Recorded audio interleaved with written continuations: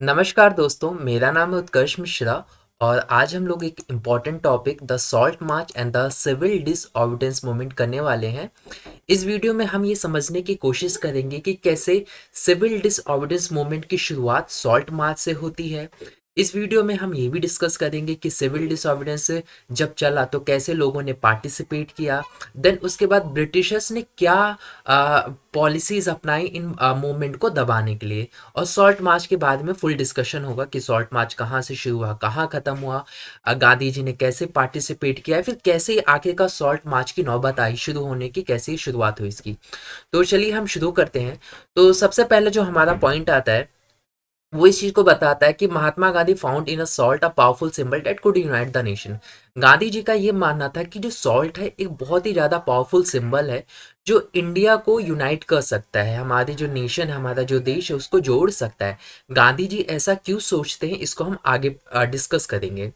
होता यह है कि 31 जनवरी 1930 को गांधी जी एक लेटर लिखते हैं। वो लिखते हैं लेटर वॉइस रॉय इरविन को, और उस लेटर के अंदर वो 11 डिमांड्स रखते हैं, यानी अपनी 11 मांगे वो रखते हैं।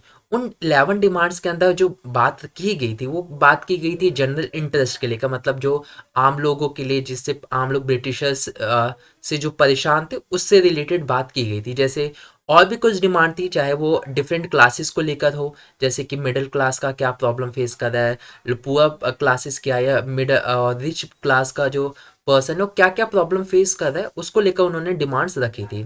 और इंडस्ट्रीज और पीजेंट्स के लेकर भी उन्होंने डिमांड रखी थी कि इंडस्ट्रीज को लेकर ब्रिटिशर्स को क्या किया जाना चाहिए, और जो पीजेंट्स है, जो फार्मर्स है, उनके लिए ब्रिटिशर्स को क्या क्या किया जाना चाहिए। और उन्होंने वो 11 डिमांड रखी थी कि ये सारी चीजें कर दो।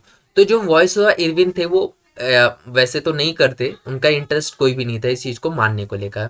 होता क्या है कि the idea was making the demands wide ranging so that the classes with in the Indian society could identify with them, everyone could be brought together in a united campaign. Gandhi ji ने यहाँ पर क्या होता है कि जो गांधी जी हैं वो अलग अलग डिमांड्स को रखे हुए हैं। जैसे आप देख सकते हो उन्होंने रिच की बात की है, पुअर की बात की है, बिजनेसमैन की बात की है, फार्मर्स की बात की है। तो गांधी जी ऐसा क्यों कर रहे हैं? गांधी जी का मेन पर्पस ये था, कह सकते हो बहुत ही ज़्यादा वो चालाक थे। उनका मेन पर्पस ये था कि इससे क्या होगा कि जब हम सभी लोगों की डिमांड रखेंगे तो अंत में क्या होगा, अगर बात मान ली गई तो अच्छी बात है। अगर बात नहीं मानी गई, मान लेते हैं इरविन इस चीज को मना कर देता है, देन क्या होगा, देन ये होगा कि सारे लोग इस चीज का विरोध करेंगे। तो जब बहुत बड़ी क्वांटिटी में लोग विरोध करेंगे तो एक अलग ही बात होगी। तो अगर ये सिंपल सा टर्म ये करता है कि देखो, अगर आपकी बात नहीं की जा रही है तो आप क्यों आंदोलन के अंदर पार्टिसिपेट करोगे। अगर आपकी बात की जा रही, आपके मुद्दों को रखा जा रहा है तो आप पार्टिसिपेट करने जाओगे, कहोगे भाई मेरी बात हो रही है, अगर मैं नहीं जाऊंगा तो कौन जाएगा। तो गांधी जी का सिंपल ही लॉजिक था कि भाई सबकी मांग रखो, हो जाए तो बढ़िया, नहीं हो तो सारे लोग एकजुट होकर विरोध इनका करेंगे। होता क्या है, उसमें से जो 11 डिमांड थे उसमें से जो सबसे मेन डिमांड आती है वो आती है अबॉलिश द सॉल्ट टैक्स, यानी जो सॉल्ट के ऊपर ब्रिटिशर्स टैक्स लगाते थे। तो गांधी जी ये चाहते थे कि नमक के ऊपर जो टैक्स लगाया जा रहा है सॉल्ट के ऊपर, इसे खत्म कर दिया जाए। अब जो सॉल्ट है आप समझ सकते हो कि जो सॉल्ट है वो हर कोई कंज्यूम करता है, चाहे वो रिच हो या फिर पुअर हो, हर कोई सॉल्ट को कंज्यूम करता है। इवन आप हो, हम हो, हर कोई सॉल्ट को कंज्यूम करता है। हम थोड़ा करते हैं या ज़्यादा करते हैं, बिना इवन सॉल्ट के हम अपने फूड को इमेजिन भी नहीं कर सकते। और आप मीठा ज़्यादा दिन तक नहीं खा पाओगे, एक दिन में आपका मन भर जाएगा। लेकिन सॉल्ट हम बचपन से लेकर अब तक हमारी फूड के अंदर इंक्लूड है और अभी तक हमारा उससे मन नहीं भरा है। तो सोच सकते हो कि जो सॉल्ट है वो कितना एसेंशियल आइटम है फूड के अंदर। So it was the most essential items of food. The tax on salt and the government monopoly over its production. देखो दो चीज थी। पहली चीज ये थी कि जो सॉल्ट जो बनता था गवर्नमेंट उस पर टैक्स लगाती थी। दूसरी चीज ये थी कि सॉल्ट को प्रोड्यूस करने का केवल जो हक था वो केवल ब्रिटिशर्स ने रख रखा था, यानी उनकी मोनोपोली चलती थी। ब्रिटिशर्स जिस भी इंस्टीट्यूशन को कहते कि भाई तू नमक बना ले, वही बना सकता था, और कोई नमक को प्रोड्यूस नहीं कर सकता था। तो इस तरीके से क्या होता था कि ब्रिटिशर्स अपनी मोनोपोली चलाता था। गांधी जी ने इस चीज को डिक्लेयर किया, तो आप ये देख सकते हो कि जो ब्रिटिश रूल का कितना ऑपरेसिव फेस है ये, यानी ब्रिटिशर्स एक गरीब से भी वो टैक्स लेना चाहते हैं। ठीक है। तो गांधी जी ये कहना चाहते थे कि ये देख लो कि ये लोग कितने ज़्यादा खराब हैं, ये कितने ज़्यादा ऑपरेसिव है कि हमारे को पूरी तरीके से कंगाल करना चाहते हैं। हर एक छोटे से छोटे इंसान से भी टैक्स लगा ले रहे हैं, ठीक है, मतलब हर किसी से टैक्स भी वसूल करना चाहते हैं। तो गांधी जी ने क्या किया, 11 लेटर वो लिखा इरविन को, 11 डिमांड्स उसमें रखी। उस 11 डिमांड्स के अंदर उन्होंने क्या किया, एक अल्टीमेटम था। एक अल्टीमेटम था कि अगर ये डिमांड्स पूरी नहीं की जाती 11 मार्च तक, उन्होंने टाइम दिया कि 11 मार्च तक पूरा कर लो। अगर 11 मार्च तक आप इस डिमांड को पूरी नहीं कर पाते तो हम क्या करेंगे कि कांग्रेस जो है वो सिविल डिसऑबिडेंस कैंपेन शुरू कर देगी। यानी जो कांग्रेस है वो सिविल डिसऑबिडेंस कैंपेन शुरू कर देगी। देखो आगे सिविल डिसऑबिडेंस हमने वर्ड सुना था, लेकिन यहाँ पे हम थोड़ा और सिविल डिसऑबिडेंस को मैं आपको समझाना चाहूंगा कि सिविल डिसऑबिडेंस क्या होगा। अगर पुरानी वीडियोस देखो तो इजी है, आपको बता देखा होगा। सिविल डिसऑर्डिनेंस का मतलब होता है कि ब्रिटिशर्स के बनाए गए कानूनों को तोड़ना। यानी इस कैंपेन के अंदर, सिविल डिसऑर्डिनेंस कैंपेन के अंदर क्या होगा कि ब्रिटिशर्स के द्वारा जो बनाए गए कानून थे उनको तोड़ना था। जैसे सॉल्ट पे उन्होंने टैक्स लगा रखा है, सॉल्ट पे केवल वही प्रोडक्शन कर सकते हैं, तो अब सॉल्ट को हम भी प्रोड्यूस करेंगे, तो ये उनके बनाए गए कानूनों को तोड़ना। एक ऐसा एक एग्जांपल और समझ लो, जैसे जंगलों में उन्होंने पाबंदियां लगा रखी थी कि जंगलों के अंदर बिना हमारी परमिशन के, ब्रिटिशर्स की परमिशन को उनको पास वगैरह दिया जाता था कि जब तक आप हमसे परमिशन नहीं लोगे हम आपको जाने नहीं देंगे। देन क्या हुआ था कि लोगों ने क्या करने लगे कि अंदर जाने लगे, तो उसे हम क्या कह सकते हैं कि ये तो सिविल डिसऑबिडेंस है। यानी ब्रिटिशर्स के जो बनाए गए कानून थे उसको तोड़ना ही सिविल डिसऑबिडेंस कहलाया जाता है। तो गांधी जी ने कहा, कांग्रेस ने कहा कि हम ऐसा कैंपेन शुरू कर देंगे जहां आपके बनाए गए जितने भी कानून है उसको हम तोड़ना शुरू कर देंगे। अब जो वॉइस रॉय इरविन था वो अनविलिंग टू नेगोशिएट, वो इच्छा उसकी नहीं थी, जैसे मैंने पहले भी बताया उसकी कोई इच्छा नहीं थी इस चीज को मानने को लेकर, उस 11 डिमांड्स को मानने को लेकर। So Mahatma Gandhi started hit famous salt march. So Gandhi ji ने सॉल्ट मार्च शुरू कर दिया, मतलब एक कैंपेन उन्होंने शुरू कर दिया। वो कैंपेन क्या था सॉल्ट मार्च का, उसे हम समझते हैं। दरअसल होता ये है कि जो सॉल्ट मार्च है, अगर देखा जाए तो गांधी जी शुरुआत करते अपने 78 ट्रस्टेड वॉलेंटियर्स के साथ। यानी जिन पे उनको ज़्यादा ट्रस्ट होता था, जो जो उनके बहुत ही ज़्यादा खास थे, उन लोगों के साथ गांधी जी इस आंदोलन को शुरू करते हैं, इस मार्च, सॉल्ट मार्च को। ये जो मार्च था वो 24 मील्स का दूरी को कवर करता था। एक माइल के अंदर लगभग 1.6 समथिंग किलोमीटर होता है, तो उस हिसाब से आप अंदाजा लगा देना। लेकिन एग्जाम में आप 240 माइल्स ही लिखना तो ज़्यादा बेस्ट रहेगा। इसे किलोमीटर में कन्वर्ट करके स्मार्ट बन के आप किलोमीटर एग्जाम में मत लिख लेना, लिखोगे तो भी ठीक है, लेकिन ये लिख दो क्या ही पंगा है, ठीक है। सो 240 माइल्स तक कवर करना था दूरी। ये जो आंदोलन है वो शुरू होने वाला था गांधी जी के आश्रम से। उनका जो आश्रम है साबरमती के पास है, जो कि साबरमती उनके आश्रम से शुरू होने वाला था। और ये साबरमती से शुरू होके कहाँ जाना था, कोस्टल टाउन ऑफ डांडी, यानी डांडी का जो जगह है वहां जाना था। कोस्टल टाउन में होता है जो जैसे कोस्टल एरियाज आप जानते होंगे, जो समुद्र के पास इलाके होते हैं उन्हें हम कोस्टल एरियाज कहते हैं। तो वहीं पे एक कोस्टल टाउन है जिस टाउन का नाम है डांडी, वहां पर ये जाने वाला था। तो अभी सॉल्ट मार्च में हमने ये देखा कि 78 वॉलेंटियर्स हैं, 240 माइल्स की डिस्टेंस को कवर करना है। आंदोलन गांधी जी के आश्रम जो कि साबरमती में है, और खत्म होने वाला था डांडी जो कि गुजरात में ही पड़ता है, तो यहाँ खत्म होने वाला था। तो गांधी जी ने क्या किया, the volunteers walk for 24 days and about 10 meals a day. तो सिंपल सिंपल मैथमेटिक बैठती है कि 24 दिन तक उन्होंने ट्रैवल किया और हर दिन वो 10 माइल चलते थे, तो अप्रॉक्स 240 माइल्स आ गया इसमें पूरा कंप्लीट। देन क्या होता था कि 24 दिन के अंदर उन्होंने अपने डिस्टेंस को कवर किया और 10 मील तक वो डेली वो कवर करते थे। जहाँ पे भी वो रुकते थे, जैसे 10 माइल्स उन्होंने कवर कर लिया, फिर कहीं पे वो स्टे करेंगे आसपास, जहाँ पे भी वो स्टे करते थे, thousands came to hear Mahatma Gandhi wherever he stopped, and he told them what he meant by swaraj and urged them peacefully defy the British. तो जहाँ कहीं पे भी गांधी जी रुकते थे, वो गांधी जी क्या कहते थे, अपने आइडिया, जो स्वराज का जो आइडिया होता था उसको स्प्रेड करते थे, और ये बताया करते थे कि एक्चुअली स्वराज का क्या मतलब है। और वो ये भी समझाया करते थे लोगों की कि ब्रिटिशर्स को हम कैसे हरा सकते हैं। क्या स्ट्रेटेजी हमें अपनानी चाहिए, हम कैसे एक होकर ब्रिटिशर्स को हरा सकते हैं, हमें किन किन स्ट्रेटेजी पे फॉलो करना चाहिए, इस तरीके के वो उपदेश दिया करते थे। अब होता क्या कि वो 6 अप्रैल को डांडी पहुंच जाते हैं, उन्होंने 240 माइल्स की दूरी को कवर किया। डांडी वो 6 अप्रैल को पहुंचते हैं। वहां पे वो सेरिमोनली वॉलेटेड द लॉ, यानी कि पूरे एकदम कह सकते हैं ना, सभी लोगों के साथ इकट्ठा होकर एक खुशी तौर से उन्होंने उस लॉ को तोड़ दिया। लॉ क्या था, हमने पढ़ा है कि केवल ब्रिटिशर्स ही लॉ सॉल्ट को बना सकते हैं, अगर कोई और बनाएगा तो गैर कानूनी है, इलीगल है। तो गांधी जी ने क्या किया कि इस बनाए गए लॉ को उन्होंने तोड़ दिया। Manufacturing salt by boiling sea water, तो हमें पता है कि उन्होंने क्या किया कि समुद्र से पानी लिया, उसको बॉईल किया, जो भी वाटर था वो वेपर बन के उड़ गया, लेकिन जो सॉल्ट है वो रह गया। तो ये सिंपल टेक्निक होती है सी वाटर से सॉल्ट निकालने का। तो गांधी जी ने इस तरीके से एक सॉल्ट लॉ था उसे उन्होंने तोड़ा। सॉल्ट लॉ आपको समझ में आया क्या था कि मतलब केवल ब्रिटिशर्स ही उस पर मोनोपोली रहेगी या ब्रिटिशर्स ही सॉल्ट को बना सकते हैं। तो इस तरीके से उन्होंने क्या किया, एक कानून को तोड़ा। जब उन्होंने इस कानून को तोड़ा तो इसी से शुरुआत हो जाती है सिविल डिसऑर्डिनेंस मूवमेंट की। करेक्ट, क्योंकि सिविल डिसऑर्डिनेंस मूवमेंट क्या था कि बनाए गए कानूनों को तोड़ना। तो इन्होंने, गांधी जी ने क्या कर दिया, एज अ आगे मतलब एज अ फर्स्ट मेंबर के रूप में उन्होंने इसको तोड़ दिया, ऐसा लीडरशिप के तौर पे उन्होंने इसको तोड़ दिया। देन इसी से फिर आगे सिलसिला शुरू हो जाता है सिविल डिसऑर्डिनेंस मूवमेंट का। आंदोलन शुरू हो चुका है अब यहाँ पे। अब होता क्या है, this mark the beginning of the civil disobedience movement, की उन्होंने मार्क कर दिया कि देखो मैंने बनाए गए कानूनों को तोड़ दिया, अब आप लोग भी जो भी ब्रिटिशर्स के बनाए गए कानून है उनको तोड़ो।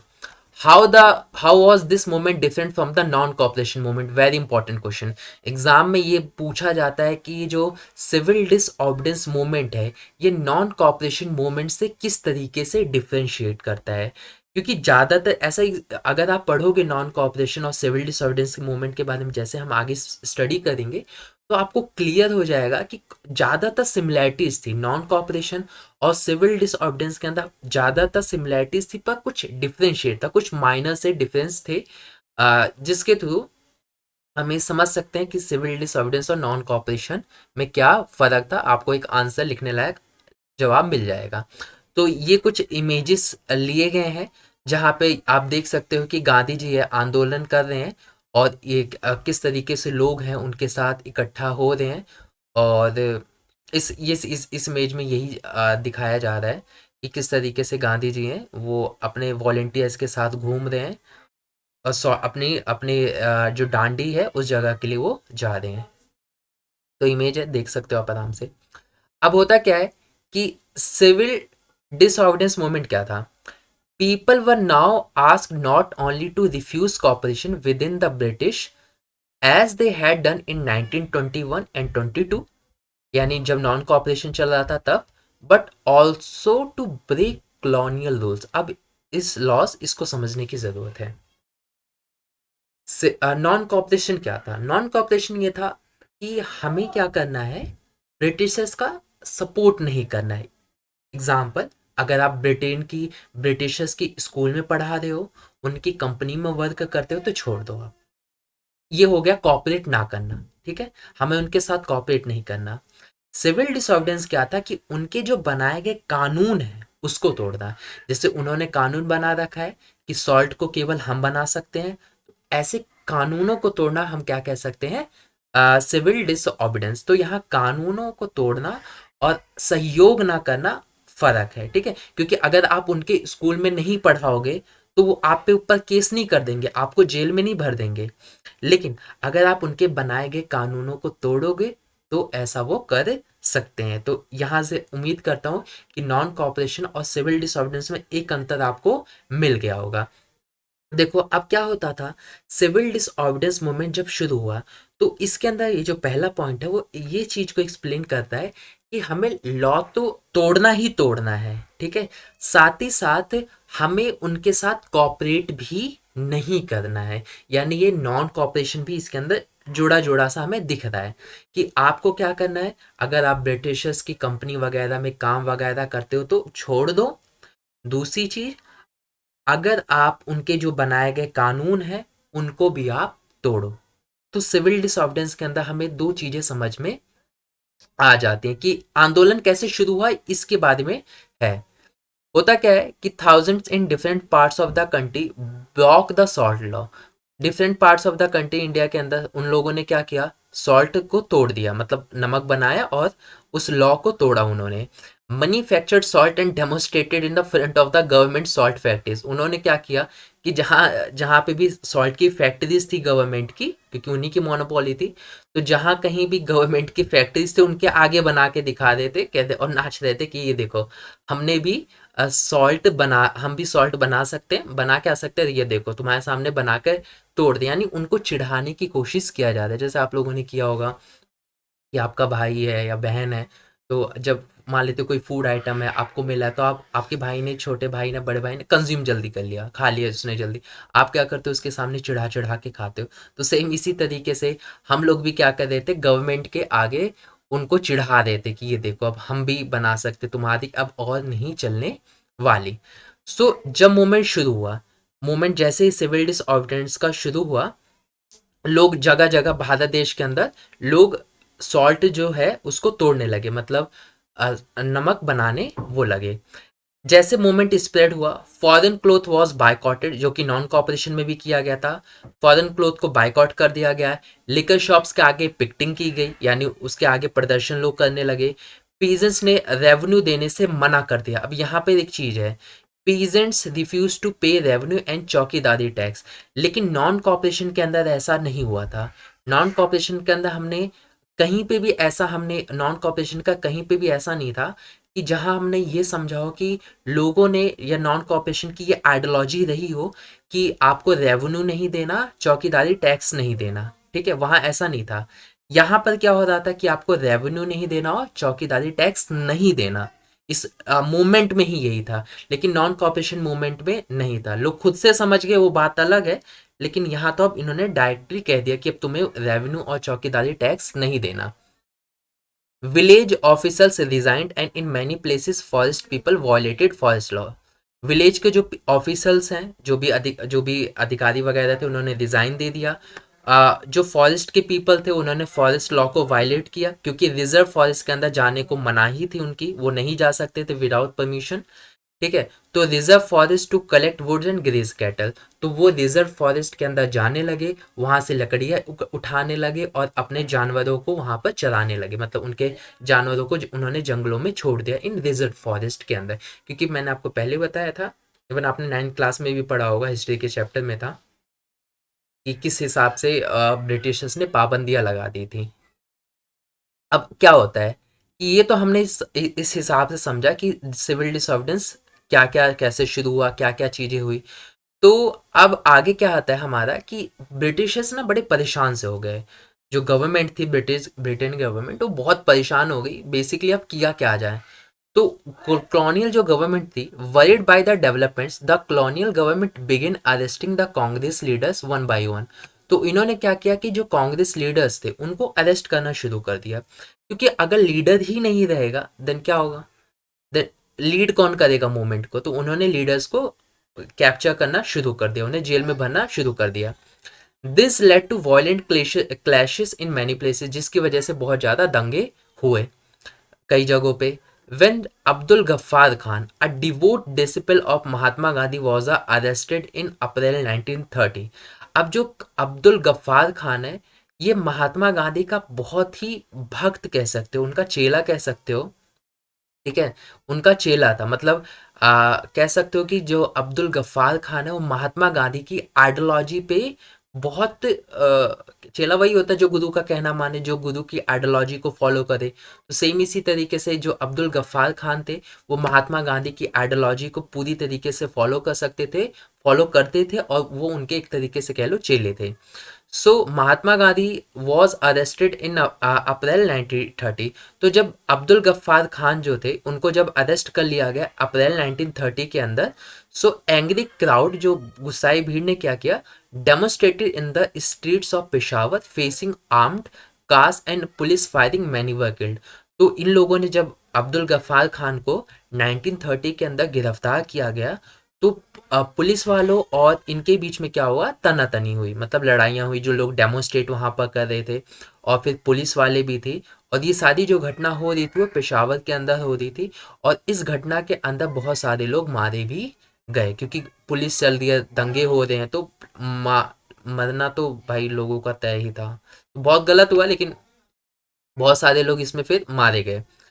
अब मंथ लेटर, एक महीने बाद क्या हुआ, Mahatma Gandhi himself was arrested, Mahatma Gandhi को भी अरेस्ट कर लिया गया।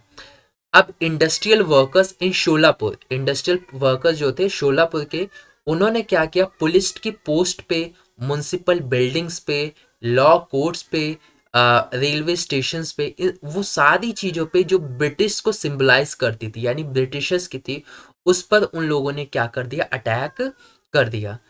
एक महीने बाद गांधी जी को गिरफ्तार किया गया। तो इंडस्ट्रियल वर्कर ने जो भी चीज़ ब्रिटिशर्स की थी, चाहे उनके पोस्ट ऑफिस हो, चाहे वो पुलिस के पोस्ट हो, म्युनिसिपल बिल्डिंग्स हो, रेलवे स्टेशन हो, उन्होंने क्या किया, उस पर अटैक कर दिया। अब frightened government responded with a policy of a brutal repression. अब जो गवर्नमेंट थी, यानी कॉलोनियल गवर्नमेंट, उन्होंने इसका रिस्पॉन्ड बहुत ही बुरी तरीके से दी। ये नहीं कि शांत हो जाओ, मनाने की कोशिश कर रहे हैं, कंट्रोल करने की कोशिश कर रहे हैं, वो अगर दंगा करे तो ये इनको मार पीट इनके साथ वो कर रहे हैं, मतलब गोलियां दिखा रहे हैं इनको, धमका रहे हैं, डरा रहे हैं, कोड़े मारे, इस तरीके की चीजें समझ सकते हो। पीसफुल सत्याग्रहीज वर अटैक, उन पे अटैक किया जा रहा है। Women and children were beaten, उनको पीटा जा रहा है। And about 1 lakh people were arrested, लगभग 1 लाख लोगों को गिरफ्तार भी किया गया, ताकि कोई प्रोटेस्ट वगैरह ना हो सके। तो देख सकते हो किस तरीके की बुरी सिचुएशन होगी। जब बच्चों और औरतों को पीटा जा रहा है, लगभग 1 लाख लोगों को गिरफ्तार किया जा रहा है, तो उस वक्त का आप मोमेंटम समझ सकते हो कि किस तरीके का मोमेंटम हुआ होगा उस वक्त। In such a situation, Mahatma Gandhi once again decided to call off the moment again. In such a situation, Mahatma Gandhi once again decided to call off the moment. कि महात्मा गांधी जी ने ये डिसाइड किया कि हम मोमेंट को क्या कर देंगे, कॉल ऑफ कर देंगे। क्यों कॉल ऑफ कर सकते हैं, इसका रीजन आप ये समझ सकते हो। औरतों पे पिटाई हो रही है, बच्चों पे पिटाई की जा रही है, 1 लाख लोगों पे अरेस्ट किया जा रहा है, कई लोग मारे जा रहे हैं, तो एक तरीके से वॉयलेंस में कन्वर्ट हो रहा है धीरे धीरे। तो गांधी जी ने इसे क्लोज कर दिया। इसी के साथ एक समझौता हुआ, वो समझौता था अ पैक्ट, इरविन पैक्ट, जिसे इरविन पैक्ट के नाम से कहा जाता है, फिर गांधी इरविन पैक्ट के नाम से भी इसे कहा जाता है, जो कि 5 मार्च 1931 को हुआ था। और एग्जाम में ये पूछे कि ये इरविन पैक्ट या गांधी इरविन पैक्ट कब हुआ, तो 5 मार्च 1931। या फिर गांधी जी, ये पूछा जाए एग्जाम में कि सिविल डिसऑर्डरेंस मूवमेंट कब खत्म हुआ, तो अगेन 5 मार्च 1931, दोनों की डेट एक ही थी। By this Gandhi Irwin pact, Gandhi ji consisted to participate in a round table conference. तो इस गांधी इरविन पैक्ट आखिरकार था क्या, उसमें क्या क्या चीजें थी। तो इसके अंदर बेसिकली ये था कि गांधी और इरविन के बीच में एक समझौता था। उस समझौते के अंदर ये कुछ चीजें लिखी गई थी, जो आगे हम थोड़ी बहुत डिस्कस करेंगे। उस समझौते के बारे में हम समझते हैं। तो गांधी जी इस चीज को लेकर एग्री हो गए। उस समझौते में कहा गया, गांधी जी ने कहा कि ठीक है, हम राउंड टेबल कॉन्फ्रेंस के लिए जाएंगे, मतलब हम ब्रिटिशर्स के साथ बातचीत करेंगे और ये डिसाइड करेंगे कि इंडिया का फ्यूचर कैसे होगा, मतलब क्या क्या चीजें इंडिया के अंदर की जानी चाहिए। याद करो आप लोगों को, जब फर्स्ट राउंड टेबल कॉन्फ्रेंस बुलाई गई थी, तब हमारे जो कांग्रेस थे उन्होंने बायकॉट कर दिया था। लेकिन ये जो सेकंड राउंड टेबल कॉन्फ्रेंस थी, उसमें इन्होंने पार्टिसिपेट किया, जो कि लंदन में होने वाली थी। In London and the government agreed to release the political prisoners. और गवर्नमेंट ने क्या किया कि जो भी प्रिजनर्स है, मतलब जो लाख लोगों, लोगों को अरेस्ट किया जा रहा है, इन लोगों को गवर्नमेंट मान गई कि हम इन्हें छोड़ देंगे।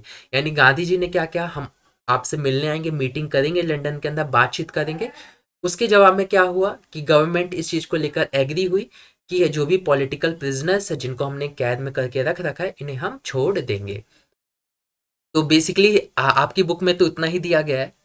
ये मैंने जो सोर्स है विकिपीडिया से निकाले हैं। तो बेसिकली जो आपको ऊपर जो इमेज दिया गया है, ये वो इमेज है जहाँ पर क्या है कि गांधी जी ने, मतलब उन्होंने क्या क्या डिमांड रखी थी कि ये चीज़ें आपको करोगे तो हम सिविल डिसऑर्डरेंस मूवमेंट खत्म कर देंगे। इरविन पैक्ट के अंदर उन्होंने ये चीज़ें लिखी थी कि आपको ये करना चाहिए, ये हमारी ये मांगे हैं कांग्रेस ने। और उसके रिस्पॉन्स में ये चीज़ें की गई थी, सारी मांगों को नहीं लेकिन कुछ कुछ चीज़ों को मांगी, उस डिमांड को मांगी गई थी। तो आप ये आराम से पढ़ सकते हो। एग्जाम में वैसे इससे रिलेटेड नहीं पूछा जाएगा। अगर आपको जानकारी और चाहिए कि गांधी इरविन पैक्ट में क्या चीज़ें हुई थी, क्या चीज़ें इन्होंने कही थी और क्या चीज़ें गवर्नमेंट के द्वारा मानी गई थी, तो आप इसको पढ़कर आराम से समझ सकते हो। तो ये रहे गांधी जी और ये रहे इरविन, ठीक है, वॉइस ऑफ इरविन। सो दिसंबर 1931 को गांधी जी लंदन जाते हैं। लंदन में जो कॉन्फ्रेंस होता है, the first second round table conference, उसमें गांधी जी जाते हैं। But the negotiation broke down and he return disappointed. लेकिन नेगोशिएशन जो बातचीत चल रही होती है इंडिया के फ्यूचर को लेकर, वो नहीं हो पाती, सहमति नहीं बन पाती गांधी जी की और उस कॉन्फ्रेंस के अंदर बाकी लोगों के साथ। देन गांधी जी वापस रिटर्न इंडिया आ जाते हैं। जब वो इंडिया आते हैं तो वो डिस्कवर करते हैं कि गवर्नमेंट ने क्या किया है कि एक नई साइकिल शुरू कर दिया रिप्रेशन की। यानी जो गवर्नमेंट है वो एक नए तरीके से हमारे लोगों को परेशान कर रही है। अगेन वो हम लोगों पे ऊपर अत्याचार कर रही है। गफ्फार खान, वही उनके चेले Abdul Ghaffar Khan and the Jawaharlal Nehru both in jail, दोनों ही पॉलिटिकल लीडर्स जेल में हैं। The Congress had been declared illegal, Congress को जो थी उसको इलीगल डिक्लेयर कर दिया गया है। And a series of measures had been impose to prevent meetings, demonstration and boycotts. एक सिलसिलेवार तरीके से कह सकते हो कि चीज़ें इम्पोज की जा रही हैं कि मीटिंग्स ना हो पाए, कोई बायकॉट प्रोग्राम्स में पार्टिसिपेट ना कर पाए, कोई डेमोन्स्ट्रेशन ना कर पाए, मतलब बाहर जाके स्ट्राइक वगैरह के कुछ प्रोग्राम्स इस तरीके की कुछ भी ना कर पाए। मतलब कोई भी जो पर्सन है वो ब्रिटिशर्स के खिलाफ कुछ बोल ही ना पाए। गांधी जी ने ये सब चीज़ें देखी।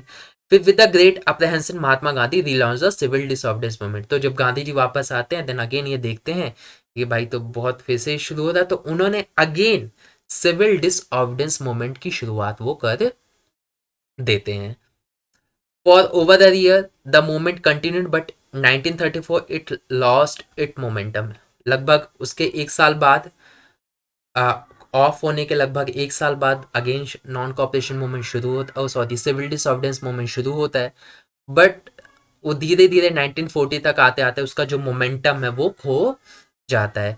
मोमेंटम खोने के क्या रीजंस थे, नेक्स्ट वीडियो में हम पढ़ेंगे। नेक्स्ट वीडियो में हम ये समझने की कोशिश करेंगे कि लोगों ने अलग अलग, जैसे कि वुमेन्स ने, पीजेंट्स ने, बिजनेस में रिच पीजेंट्स ने, वर्कर्स ने, सिविल डिसऑर्डर्स मूवमेंट को लेकर उनका क्या कहना था, उनका क्या मानना था, मतलब उन लोगों ने किस हिसाब से पार्टिसिपेट किया।